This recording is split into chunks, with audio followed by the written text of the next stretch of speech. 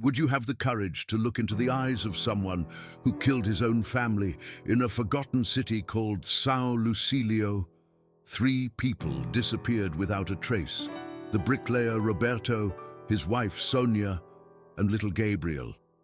They all disappeared from a seemingly peaceful house, but what no one knew is that the danger was there all along. The only survivor, a 14-year-old, cold, calm, and too silent. The grandmother, desperate, went to the police station with her grandson. He helped her search, even though he already knew where they were. When the bodies were found inside a well at the back of the house, the world stopped. And when the boy confessed everything, without shedding a tear, the horror was beyond comprehension. You're about to hear one of the most disturbing stories on the channel, Endless Suspense. So, get ready, and if you haven't signed up yet, sign up now, because the truth is darker than any fiction. Would you believe me if I told you that a teenager helped his own grandmother look for his parents and little brother, even though he knew where they were hiding? Well, that's exactly what happened in São Lucílio, a forgotten little town in the countryside where the peaceful routine was torn apart by a cruel silence. Roberto, a bricklayer known in the community, his wife Sonia, and little Gabriel, just 3 years old, disappeared without a trace. Neighbors noticed that the house had been closed since Saturday night. The lights weren't on, the gate remained locked, and the sound of family conversations, so common in that home, had disappeared. The absence of the couple and the child quickly drew attention, and soon the anguish began to spread. Unanswered calls, ignored messages, and a growing uneasiness took over the neighborhood. After all, where were the Morettis? On Tuesday morning, Gabriel's paternal grandmother decided to take action. Concerned about the disappearance of the entire family, she went to the São Lucílio police station, accompanied by Icaro, the couple's oldest son, just 14 years old. He walked beside his grandmother as if he were carrying no weight. His face showed no expression of fear, pain, or even anxiety. When the police began to ask questions, Icaro responded with disturbing calm. He said that his parents had gone out on Saturday and never returned. She said that she had tried to call, that she had looked for them, and that she found it all very strange. But there was something that didn't add up. The boy's cold demeanor contrasted with the seriousness of the disappearance. Still, he seemed determined to play his part in all of this, as if he were following a memorized script. And as he spoke, the investigators began to suspect that there was more to the story than he was saying. Given the lack of any sign of the missing people, the police immediately began searching. Neighbors, relatives, and friends were interviewed, but no one knew anything. The family's house was searched. There were no signs of forced entry, struggle, or haste. Everything was in its place. The coffee was still in the pot. Little Gabriel's toys were scattered across the living room floor, and clothes were folded on the chairs. Even the dog, locked in the backyard, was there, hungry but alive. The keys were inside the house, and the family's documents had not been taken. There were no notes, no traces, no clues, just a strange silence, as if time had stopped. And that made everyone even more uncomfortable. After all, who leaves home with a small child, leaving everything behind, and doesn't tell anyone? What happened that Saturday night? It was then that one of the police officers noticed a strange smell coming from the backyard. At first, they thought it was accumulated garbage or food scraps. But when they approached the old concrete well, a cistern used by the family in times of drought, they realized that the odor was coming from there.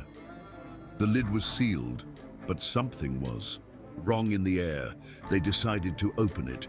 When they finally managed to break through the structure, they found the unthinkable. 3 bodies piled up, wrapped in sheets.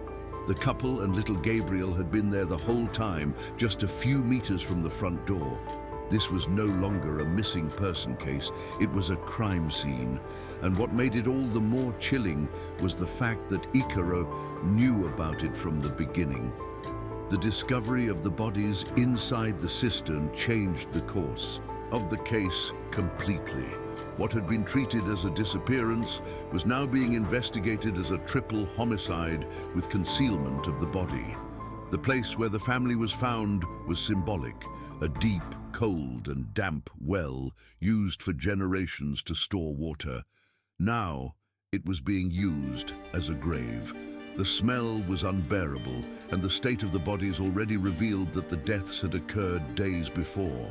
What shocked the investigators the most was the precision with which the bodies had been placed there. Rolled up, stacked, covered with heavy objects, and then sealed with an improvised concrete lid. Someone had thought very carefully about how to hide it. But why?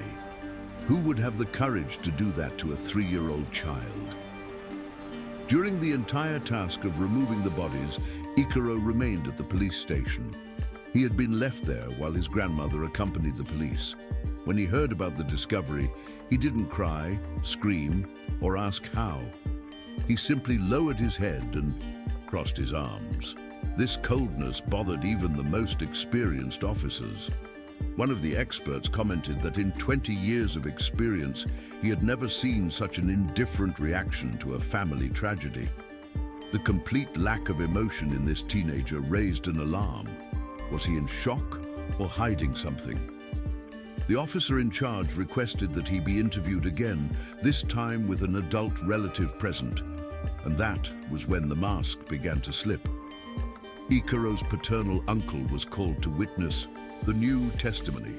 He tried to comfort the boy, but he noticed that there was something strange about his nephew's behavior. The boy didn't seem scared. He seemed bored. In a moment of carelessness, away from the police, Icaro whispered something in his uncle's ear. "I did it." The man was in shock. He thought it was a macabre joke or a way to get attention. But when he looked into his nephew's eyes, he saw something that made him freeze inside. It wasn't a lie, and it wasn't a joke.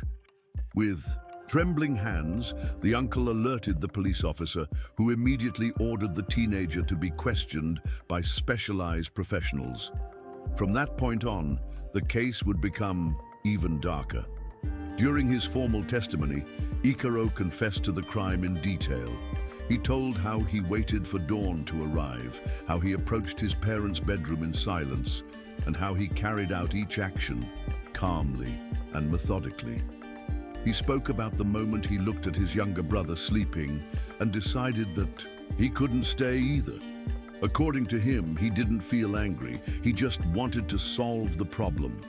After killing the 3, he wrapped up the bodies, dragged them to the cistern, and hid everything. He slept normally, and the next day, he cleaned the house. The naturalness with which he described the acts shocked even the forensic experts. One of the psychologists present said that it was like listening to an experienced adult talking about a work project. No remorse, no guilt, just coldness. Icaro told investigators that the motive for the crime began with a seemingly trivial discussion. He wanted to travel to another state and meet a girl he had met online. The idea seemed absurd to his parents. After all, he was only 14 years old and had never left the city alone. His parents firmly said no, and that seemed like the end of the world to the boy. What no one knew was that inside Icaro, this no did not represent just a refusal. It represented the end of a dream, the collapse of an obsession. He had been planning the trip for weeks, spoke to the girl every day, and was already making plans to run away, work, and live with her. His parents' refusal for him was an unforgivable betrayal. And it was at that moment that something inside him broke silently. The investigation showed that Icaro spent up to 12 hours a day online. Social networks, games, chat forums, and closed groups were part of his routine. He had almost no real friends. At school, he was seen as strange and introspective. Some teachers even tried to talk to him, but he always avoided them. One of his classmates revealed that Ikaro talked a lot about living in a better world, far from rules and people who give orders. The virtual girl was his only emotional connection, or so he believed. The scariest thing, the police have not yet been able to confirm whether she really exists. The profiles he used to chat with her were deleted shortly after the crime, and no reliable records have been found. Could it have been real, or a delusion created by the disturbed mind of a lonely teenager? The way Ikaro planned everything indicates that he did not act on impulse. He spent days preparing. First, he tested ways to open the cistern. Then, he gathered the materials he would use to hide the bodies: old sheets, ropes, a shovel, bags of cement. He studied the times when the neighbors slept, analyzed escape routes, and even rehearsed what he would say if he were questioned. He knew what he was doing. There was no hesitation, according to his own account. After the crime, he cleaned up the blood, locked the doors, fed the dog, and waited. The coldness with which he dealt with the situation is comparable to that of adult criminals with a history of violence. But Ikaro had never been arrested, never had a criminal record, never showed signs of aggression. That is what is most frightening. The monster was hiding behind the screen. Experts who analyzed the case claim that digital isolation may have fueled dangerous fantasies in the boy's mind. Without real life, Ikaro began to live in a parallel universe where his desires became absolute truths. And when reality knocked on his door, he didn't know how to deal with it. Instead of accepting it, he reacted with hatred, as if his own parents were the villains in his story. This type of emotional disconnection is increasingly common, say psychiatrists. The modern teenager may seem functional, but internally he is completely disconnected from empathy, limits, and consequences. And when loneliness, frustration, and anger mix, the result can be fatal. Ikaro's story is a disturbing portrait of what can happen when virtual reality swallows the real one.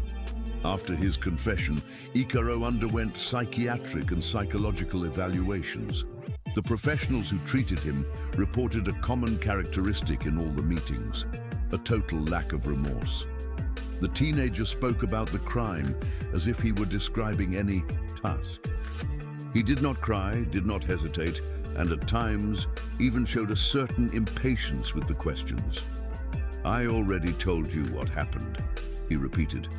The specialists were impressed by his coldness. One of the preliminary reports indicates signs of psychopathy, but the doctors were cautious about using that term with someone so young. Even so, everyone agreed there was a severe empathy disorder and highly dangerous behavior. The scariest thing was not what he said, it was what he did. "No," he said. Icarus's silence carried an unbearable weight. The forensic examination at the Moretti home confirmed the teenager's version of events in detail. The couple's bedroom had bloodstains covered with cleaning products. In Gabriel's room, the child's blanket was still damp, as if the body had been removed just a few hours earlier. Tools used to seal the cistern were found behind a closet, and in Ikaro's school notebooks, there were drawings of tombs, houses on fire, and phrases like, "Freedom has a price." The material was sent to the forensic experts, and the investigators began to put together a more complete psychological profile. The boy was not just a rebellious teenager. He was someone who had thought, rehearsed, and executed a crime with strategy. The question everyone was asking now was, how did no one notice? At school, news of the crime hit like a bombshell. Teachers wondered if they had ignored the signs. The school psychologist, who had spoken to Ikaro 2 weeks earlier, said that he seemed disconnected, but nothing out of the ordinary.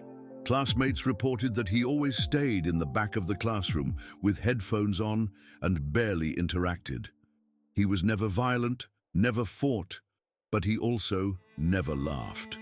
It was as if he were only physically present, living in another world. A teacher even commented that he wrote well, but his essays always had dark endings, dead characters, or destroyed families. With the tragedy revealed, everything started to make sense. But it was too late. The damage had already been done, and now the city was trying to understand how it had lived with something so dark for so long without realizing it. His paternal grandmother, who took Ikaro to the police station, was in shock when she heard the confession. For days, she refused to believe it. She said that her grandson was a quiet but good boy who would never hurt anyone. She was hospitalized with a nervous breakdown and still refuses to visit the boy. "This is not the Ikaro I raised," she repeated, looking at the empty house. But the reports and the evidence made it clear. It was him, and it always had been. The difference was that now the world saw what he hid behind his serene gaze. The emotional emptiness, the lack of guilt, the disregard for life, all of this was part of who Ikaro was. His silence was not innocent. It was the biggest warning cry that everyone ignored. With the confession recorded and the crime proven, the courts had to act quickly. Ikaro was arrested and sent to a socio-educational center in another city, away from the eyes of the neighborhood and the press. The prosecutor filed a request for provisional interment and later an indefinite socio-educational measure, the strictest measure that can be applied to a minor in Brazil. The community of São Lucílio, however, wanted more. Many residents began to protest, demanding justice. "This is not a boy, he is a monster," read a poster in front of the police station. But the legal system is clear. Because he is only 14 years old, Ikaro cannot be tried as an adult, and his maximum sentence will be internment for up to 3 years, with the possibility of reassessment.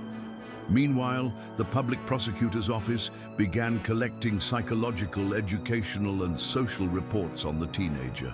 The intention was to put together a complete dossier to argue in favor of keeping him in custody for as long as possible. But even the prosecutors recognized that no matter how many years he spent in custody, it would never erase the horror of what he had done. The question that now arose was, would it be possible to rehabilitate someone with such emotional coldness? One of the judges involved in the case declared anonymously that the problem was not the law, it was the real risk of putting this boy back into the world. Still, the process continued its course, and in silence, like everything else in this case, Ikaro was transferred to a special cell, without handcuffs, without regret. In the city, the trauma was still alive. The Moretti family home was sealed off by the authorities, but it became a point of morbid visitation. Young people took photos in front of the gate. Curious people invaded the property at night, and even videos began to circulate on social media with the title, "The House of the Murderous Boy." The city government tried to demolish the property, but was prevented by the courts. It was still evidence in the lawsuit. Meanwhile, neighbors moved out. No one wanted to live on that street anymore. The void left by the tragedy was not only physical, it was emotional.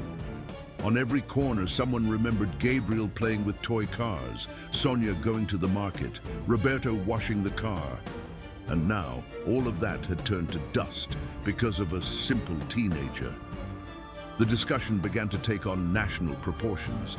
TV programs, news portals, and experts debated the same point. What to do when the murderer is a child?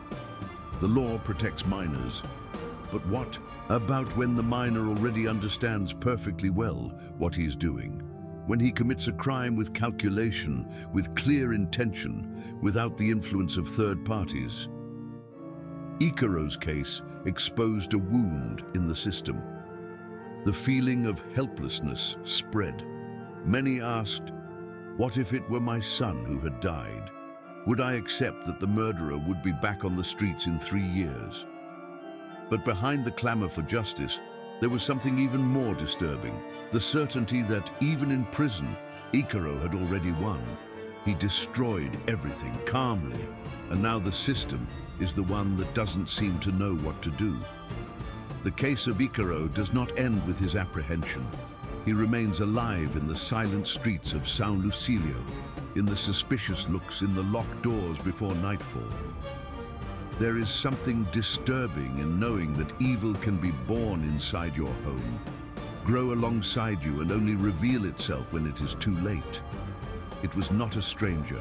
It was not a runaway psychopath. It was the son, the brother, the grandson, someone who sat at the table every day, and that changes everything. The city's sense of security was brutally torn away. Now, every gesture is watched more closely, every silence is analyzed with suspicion. The collective innocence was buried alongside the bodies of the Moretti family, inside that well that no one dares to look into anymore. The house where it all happened remains closed, like a tomb without a headstone. No family has wanted to take over the property, and the city government is considering turning it into a warehouse out of sight. Some residents say they hear sounds coming from the backyard at night. Others avoid going there. But it's not ghosts that scare them. It's the memory of what was done, the calm with which it was done, and the impossibility of forgetting. The well was sealed with concrete, but the story remains open. Because the real prison is not in the iron bars where Icarus sleeps, but in the memories he left behind. And these memories have no deadline for leaving. They will remain there even if the city tries to move on, because some wounds don't heal. They become scars that hurt every time someone touches them. The case raised alarms across the country. Schools began to pay closer attention to the behavior of withdrawn students. Parents began to rethink the amount of time their children spend online. Psychologists were invited to give lectures in underprivileged communities about youth mental health. And even with all this movement, one question still remains unanswered. How can we prevent a new Icarus from emerging? The answer is not simple. There is no formula. But perhaps it starts with the basics. Looking more, listening more, talking more. Being truly present, because as long as there are young people creating parallel worlds within their own minds, there will always be a risk that the fantasy will escape and destroy everything around it, as happened here. If this story has left you uneasy, scared, or angry, it's because you understand its gravity. This is not just another crime, it's a mirror, a brutal reminder that evil sometimes doesn't come from outside. It starts inside the home, grows in silence, and explodes when there's no turning back. If you've made it this far, I invite you to keep reading. Subscribe to the channel now, Endless Suspense. Activate the bell to receive new stories like this, and share this video with those you love. Because the real danger is the one we don't see, and silence many times is the loudest cry for help.